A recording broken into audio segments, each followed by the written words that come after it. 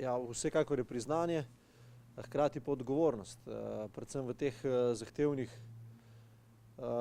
časih, kjer so zaostreni pogoji pri organizaciji dogodkov, da smo hkrati disciplinirani in pa kreativni. In dogodek vseeno kljub razmeram, ki so, speljemo na čim višjem nivoju, tako po vsebinski kot tudi po finančni plati. Šport je posel, posel je šport. Športni dogodki imajo vsekakor veliki multiplikativni učinek.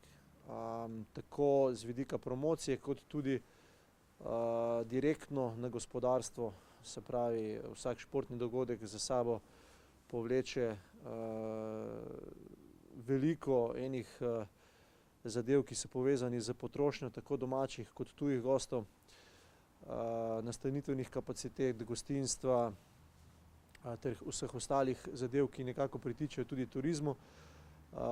Kar se tiče pa promocije, pa vsekakor Slovenija s tem dobiva reklamo v svetu, v tujini. Zdaj, če konkretno govorimo o smučarskih dogodkih, jih spremlja praktično cel svet, imamo jih vsako sezono 7, tako da z tega vidika in promocijskega in direktno gospodarskega je učinek na gospodarstvo velik.